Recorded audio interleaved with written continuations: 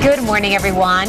Wednesday, halfway through the week. That's right. Although the both of us are kind of on one of these abbreviated. I had Monday off, and I'll have Friday off, and you had Monday off, and you'll have Friday off. So and Thursday. And I have next week off, so I'm kind of on one of these weird vacation mental things that I'm having a hard time wrapping my brain around what day of the week it is. Mentally, you're not here. Is that what you're saying? But that's right. I've already kind of Just checked physically? out. Although I'm going to tell you that if I seem a little distracted, more distracted than normal today, it's because I have something that I'm doing right after the show that I'm very nervous about. I know exactly. And actually, I was talking to your competitor yesterday, Mr. Matt Kirkwood, and he's really pumped. He is so excited. You want to tell people what you're going to do today? Matt Kirkwood and I are racing cars at Berlin Raceway. See, you know, I'm glad I'm pregnant because you're trying new things that you otherwise would not do. I have no choice. Exactly. So he said, I'm going to put her in the wall. Well, That's what he told me yesterday. He's funny. Well, and the thing of it is, Berlin is a short track. It is a great place to watch a race. I had the opportunity probably about 11 or 12 years ago to take the first lap at a race. Scott Thomas, who's one of the local racers from Byron Center, let me drive his car. Okay, let me tell you, it was an embarrassment for me because, first of all, I had no idea how I hadn't driven a stick shift in probably 25 years. And so I stalled it out in front of the full grandstands. I stalled it out probably 3 or 4 times. It was like, I think I had whiplash after it was done. It was so hard. Well, last summer I was able to go out there, and I didn't drive the car, and I almost wish I had because there was a race car driver that was actually driving it, and I was the passenger. So I had no control whatsoever, and he was going at a slow speed for him, but fast. I think I dug holes in the side, which is, it's all just metal on the inside. I think I managed to somehow dig holes with my nails in because I was holding on, and on a short track, those turns come so fast. It seems like you're continually turning, facing a wall and turning. So the funny thing is that because it's a short track and you seem like you're going so fast, my lap speed was about 40 miles an hour, which is funny because all the spectators were watching, and it seemed like I was inching along, but from my perspective, it seemed like I was going like 150. So anyway, so Matt Kirkwood, who has a need for speed, is all excited, and his personal goal today is to lap me twice.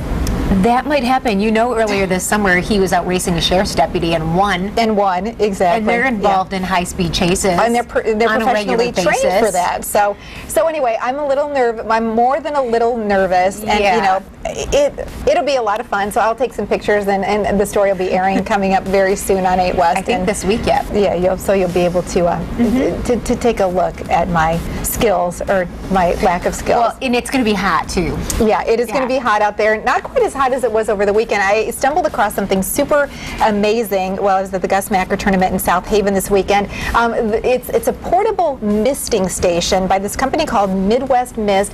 I had never heard of or seen anything like this before. The girls got done playing their basketball game, and they went and they stood in front of these big fans with the water comes through at such a high pressure that you really don't even get wet. I stood in front of it, and I was in regular clothes. I hadn't been playing basketball. These girls are cooling off. But because of the process called evaporative cooling, this water becomes super cooled, the air becomes super cooled, and it really just works to make these athletes much more comfortable. Sounds really comfortable. You know, this is actually really cool. I had seen these at Disney World when we went, not this past spring, but the spring before. Right. They have them all over the place because, of course, you're in Florida. Right. You're dealing with some heat. You're dealing with large numbers of people who are out and about, maybe not hydrating as much as they should be. And so it's really neat to be able to see that the smaller venues are able to have these kinds of things too. And the interesting thing about Midwest Mist Company, Midwest Misting, they are able to bring the technology on a smaller scale. You know, they've had it at places like Disney World, Disneyland, different places like that. But because it's portable now, they can bring it to fairs and festivals, places like the Gus Macker, high schools for, you know, big football games and football conditioning conditioning. What a great opportunity. And apparently a lot of dairy farmers are also getting this kind of technology to keep their herds cool, because it gets super hot around here and it's impossible to have air conditioning. That would be cost prohibitive, but these units are pretty affordably priced. So I'm hoping to catch up with them in the next couple of weeks to actually do a story at one of the venues that they'll be at, but we'll get the information on our website.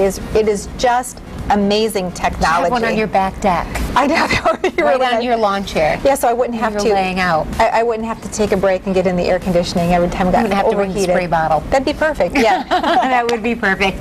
Well, when I was in Chicago this past week, and I was talking yesterday about my trip and some of the free places that we were able to scout out that was really great for families. Yep. I stumbled upon this restaurant that I'd never been to before, and of course, you know, liking to try things, right? And I honestly think, Terry, that this is a place where we could both eat together. Okay. And both be satisfied. Oh, okay. So they have Spam and no, we have different taste buds here. We do. And I kind of lean to the healthy side. And this is a burger joint, but this is a different. It says, you know, it's not your average burger. It's a mindful burger. Epic Burger? Epic Burger is the name. I'd never heard of it or seen it before. And this one was actually located in Lincoln Park, one of the areas, neighborhoods there. They have hamburgers, turkey burgers, chicken sandwiches, portobello sandwiches on the menu. The burgers have no hormones or antibiotics. You've got whole wheat buns that you can get, or the white. And then you can get egg on it, organic, cage-free eggs, nitrate-free bacon, all natural cheese, and then the fries, which were delicious. They have their skins on it still. Trans fat-free oil, and then the malts and smoothies you can do with yogurt or all-natural ice cream. You know, that has to make you feel good, because you're kind of splurging because you're on a little bit of a getaway, but you're still eating very healthy. Yeah, and it was really, really good. It was packed. There were a lot of people, and so I had taken this picture because I was like, you know, I want to learn more about this place. I hadn't heard. I didn't know if it was a chain that just maybe hadn't reached West Michigan or Michigan yet, but I found out there are just a few places in Chicago. So if people are in Chicago and are looking for a different experience, I thought it was just really neat. You don't think of burger joints and trying to be healthy and mindful of the no antibiotics and the healthy kinds of fat.